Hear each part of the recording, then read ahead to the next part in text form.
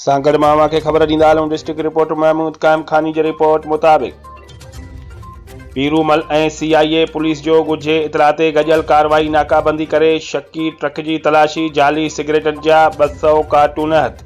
2 जवाबदार गिरफ़्तार। शाहपुर चाकर पुलिस गुल मोहम्मद बिरोई वटां हिकु बग़ैर लाइसेंस राइफल हथ करे वरिती। 4 मंशात फरोशी गिरफ़्तार। गुटको ऐं शराब हथ।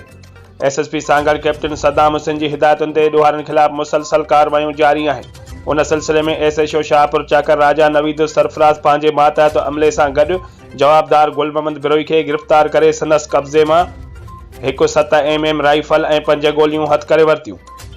SHO पीरूमल Munir Ahmad Jatoi ASI CIA Mir दोस्त शर पंहिंजे मातहत अमले सां गॾु ॻुझे इतला ते शकी मज़दार ट्रक खे रोके तलाशी दौरान 200 कार्टून जाली सिगरेटनि जा हथ कया विया।